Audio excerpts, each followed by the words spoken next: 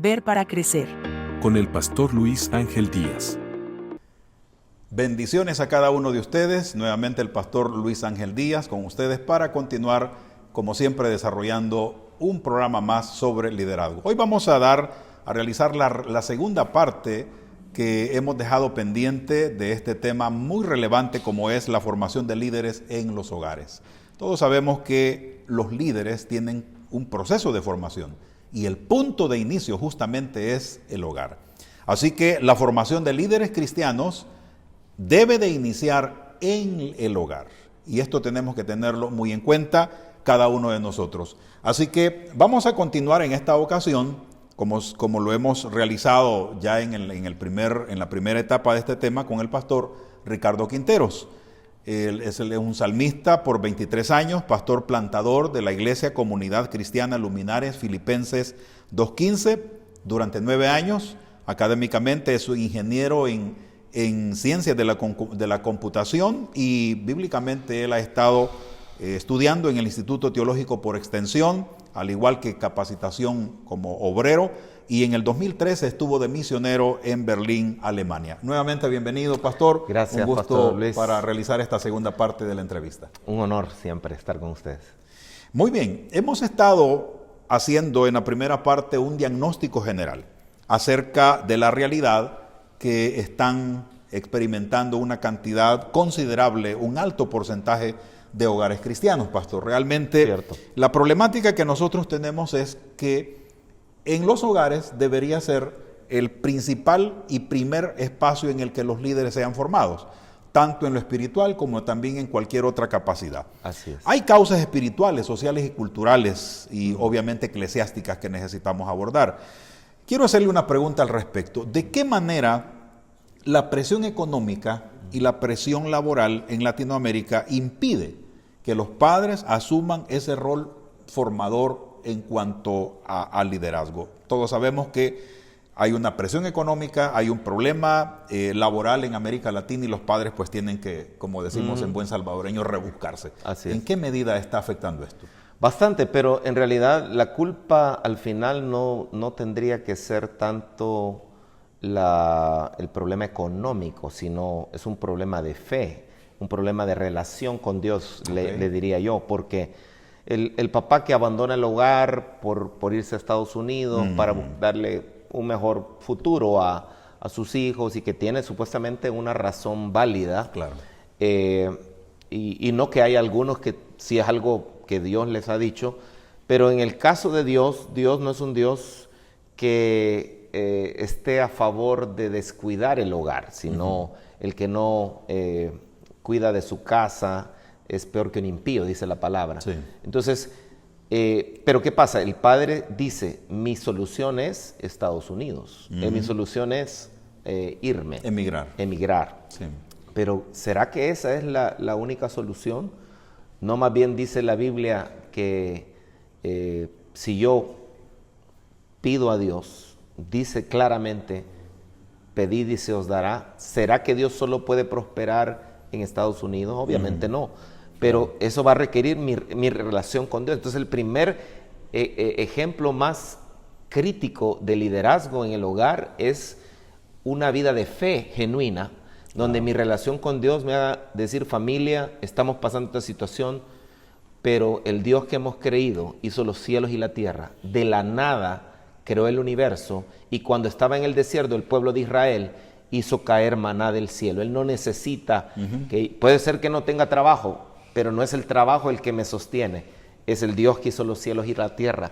No es, y es cierto, porque a veces pueden haber perdido trabajo y hay una desesperación. De hecho, el primer testimonio que tenemos como iglesia, yo tenía un compañero, amigo, que yo sabía que no era cristiano, y Dios me puso a escribirle, buscarlo, lo busqué por Facebook, lo encontré y le pregunto, ¿cómo estás? ¿Cómo está tu familia? Yo pensando en ganarlo para Cristo, y me dice, estoy mal, estoy en Estados Unidos, me quitaron mi trabajo. En Estados Unidos estaba muy mal. Sí, porque imagínese, y fíjese el caso, con residencia. Wow.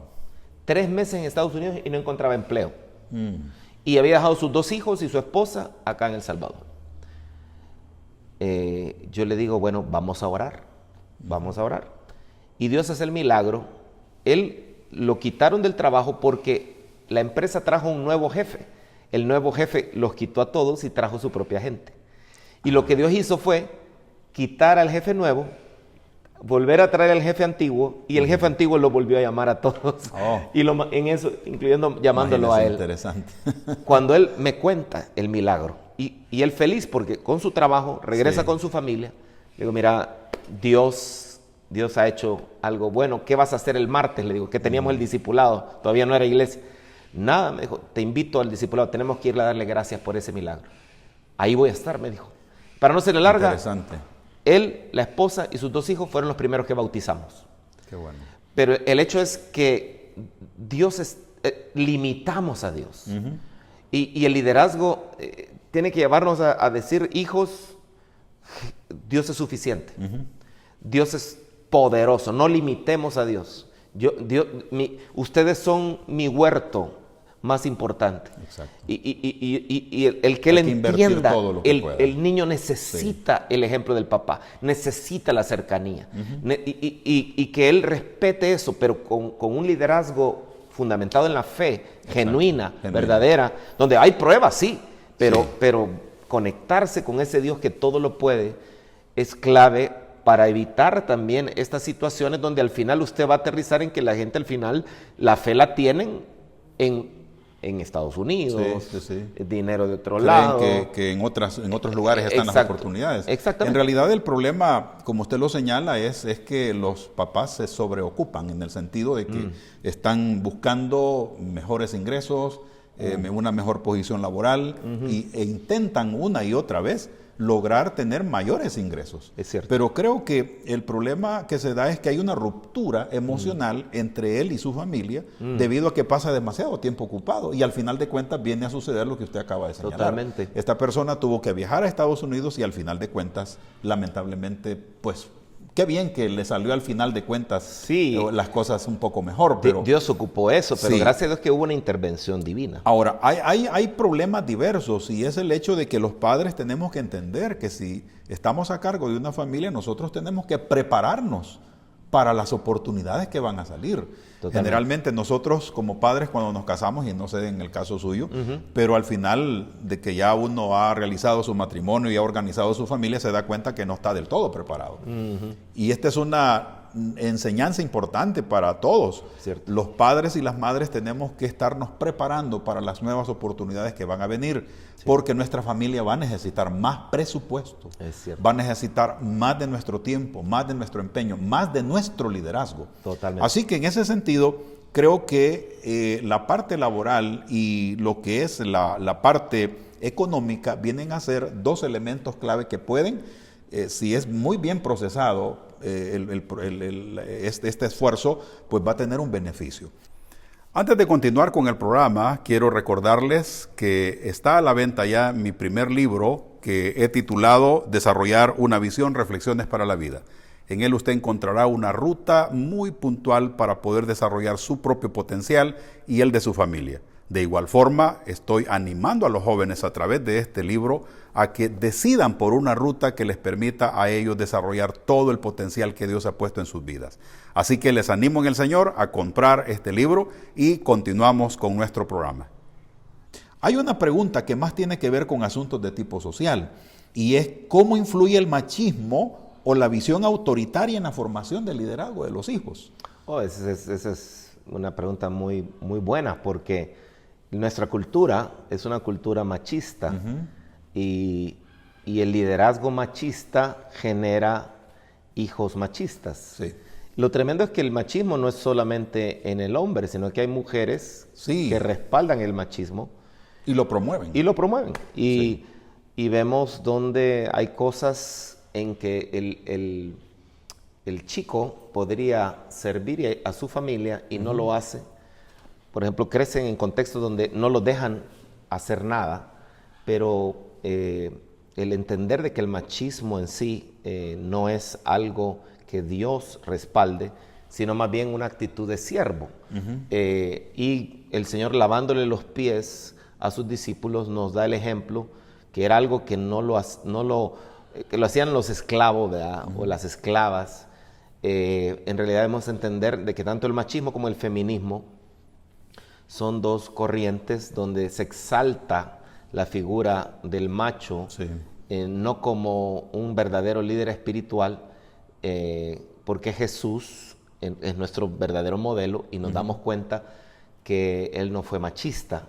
En realidad, Dios, varón y hembra, nos creó Como complemento estratégico. como un complemento estratégico, Sí. y donde evidentemente lo vemos en el mandamiento. Ama a tu esposa como Cristo amó a la iglesia y se entregó a sí mismo por ella. El tema machista no tiene nada que ver con entregarse, sino que se entreguen a ti.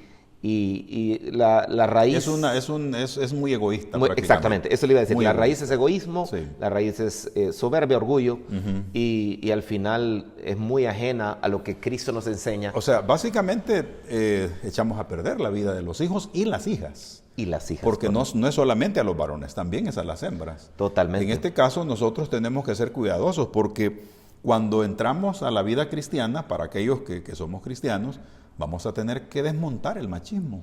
Y en el caso de las mamás, tendrán que desmontar esas tendencias a feminismo. Exacto. Porque definitivamente van a arruinar la vida de los hijos. Sí, Hay una pregunta más que tiene que ver con la responsabilidad. Y es en cuanto a la iglesia. ¿Qué responsabilidad tienen las iglesias cuando sustituyen el discipulado en el hogar por programas superficiales y eventos en las iglesias? Sí. Hay veces que nosotros como pastores creemos que a través de un evento vamos a lograr avanzar una gran cantidad en el proceso de formación de las personas, pero realmente no es así. Así es un activismo donde el entretenimiento es prácticamente fundamentado en mi visión humana, que la gente nosotros hacemos actividades. Mantener entretenida a la gente no es la meta, como bien ha dicho usted, la meta es hacer discípulos. Sí. Y un discípulo, dice la Biblia, es alguien que se niega a sí mismo, que obviamente eso es ajeno al machismo que mencionaba, toma la cruz cada día, dice la Biblia. Y la cruz nos habla de algo bien interesante, porque en la cruz los que estaban crucificados eran inmovilizados. ¿Y qué era lo que era inmovilizado? La carne. En el machismo y el feminismo las actitudes son carnales. Sí. Pero cuando verdaderamente seguimos el ejemplo de Cristo, Él nos estaba mostrando que la carne tenía que morir y quedar inmóvil. Y realmente lo que tiene que activarse es el hombre espiritual, no el hombre animal. Y el hombre espiritual ama a su esposa, aprende a amar a su esposa, se sacrifica por ella y por sus hijos. Y el liderazgo se vuelve algo natural porque su fuente está conectada al líder principal de toda la historia y de todo el universo, que es nuestro Señor Jesucristo. Entonces, esa conexión y esa dependencia de las Sagradas Escrituras, obviamente el Espíritu Santo que mora en nosotros, que va a requerir, como es cada día, tengo que cada día yo venir a hacer mi parte, cooperar con el Espíritu Santo en el proceso de cambio. Y yo creo que es como la analogía de un avión, que se sube el capitán, digamos que el capitán es el Espíritu Santo, el copiloto es el papá, pues sobrecargo la mamá que ayuda, y los chicos ahí van en el avión, todos con pasajeros. Con pasajeros, pero con dirección, una visión clara que vamos precisamente a agradar a Dios. Fíjese que en este caso las iglesias tenemos una gran responsabilidad y a mi juicio no hemos realizado el rol que nos corresponde, porque cuando la iglesia, y obviamente es el pastor y su cuerpo de líderes principales quienes toman decisiones. Sí. En este caso planteamos u ofrecemos un proceso de formación un tanto superficial en cuanto al liderazgo, y encima de eso realizamos eventos, ¿verdad? Que les ponemos nombres hermosos, pues, ¿verdad? Cambio 2025, ven y Dios va a cambiar tu vida. Pero realmente lo que se ha comprobado es que el ser humano cambia de a poco.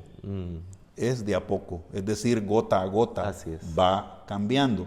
Correcto. Las iglesias cometemos un error y creo que sería como una oportunidad para llamar la atención a todos los que somos pastores a que tengamos cuidado, porque resulta que tenemos una parte importante en la formación de liderazgo y tenemos que preparar a nuestra gente para liderarse en la vida.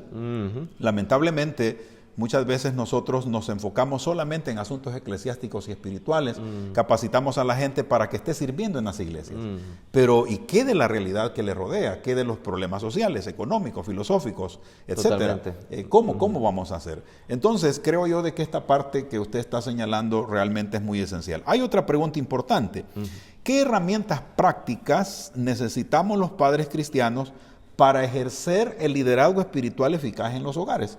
O sea, hay tantas acciones que podemos hacer para que esto se realice, porque generalmente todo termina en buenas intenciones, ¿verdad? Sí. Queremos hacer sí las cosas, pero al final de cuentas no hacemos nada. ¿Qué acciones usted recomienda a los padres para promover la formación del liderazgo, no solo espiritual, sino en todos los ámbitos de la vida para los hijos? Así es. Uno de los fenómenos que se dan en este tiempo y aún post pandemia es la falta de búsqueda espiritual y conexión con la comunidad en Cristo, al punto de que ven normal el hoy no voy a la iglesia, sí, hoy mejor me voy, y ya ven el asistir o tener relación con la comunidad en Cristo como algo secundario, no la prioridad que debería tener.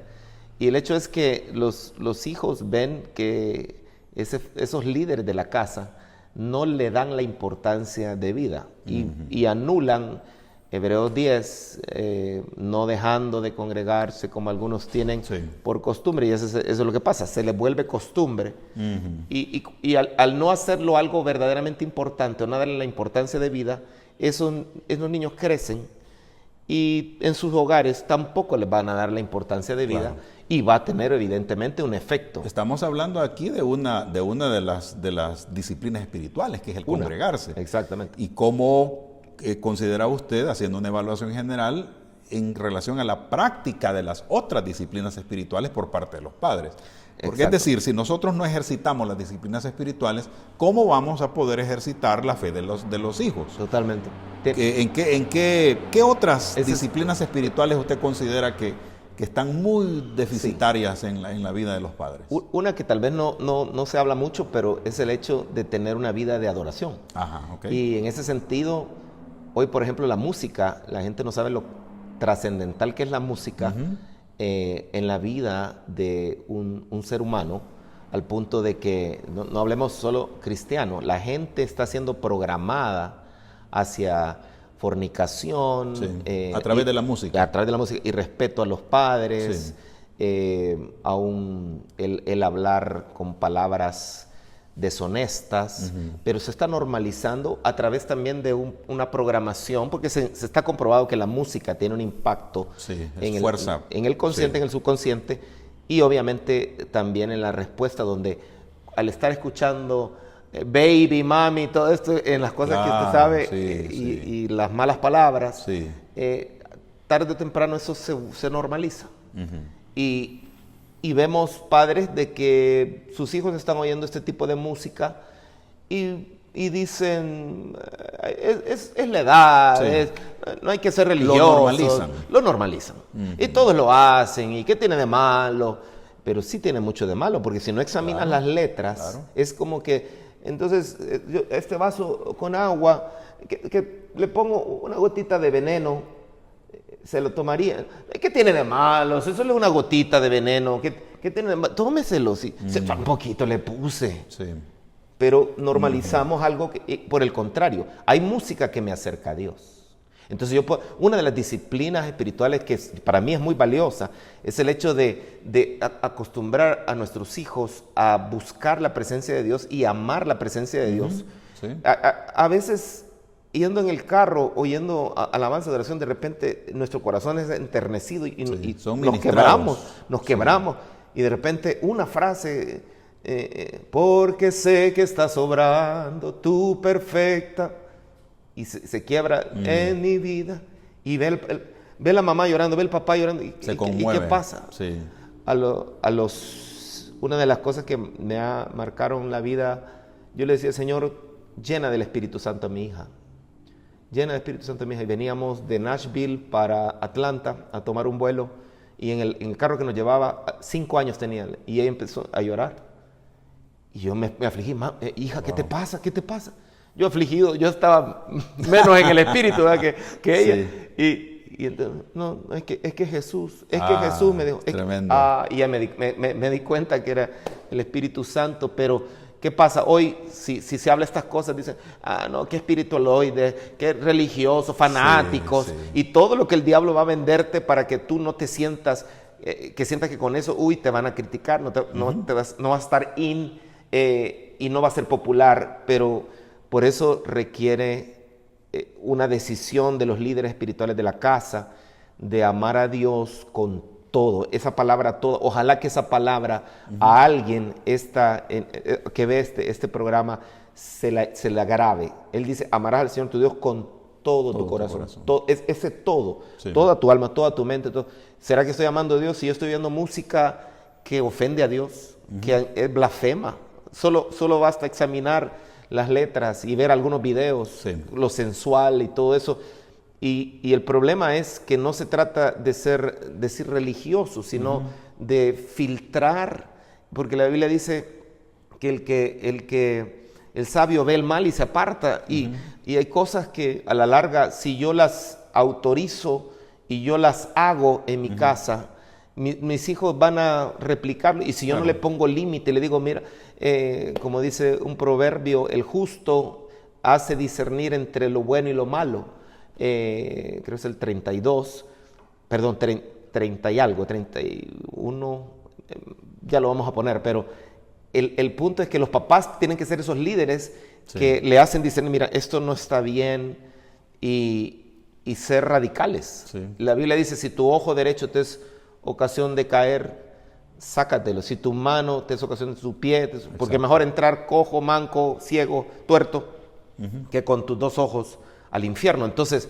el evangelio requiere un liderazgo radical, donde hay que aprender a veces a dejar cosas. Obviamente no le estoy diciendo que se saque los ojos, pero sí puede cortar con música, exacto. por ejemplo. Entonces, una disciplina para mí importante, que no se habla mucho, es tener una búsqueda de la presencia de Dios, y Él habita en la alabanza. Entonces, el normalizar el que en la casa escuchar alabanzas, traer la presencia de Dios, Sí, es eso clave, es importante. es clave. Bueno, realmente hay mucho que hablar, ¿verdad? Mucho. Es extenso esto, una vez más el tiempo nos quedó corto, Sí.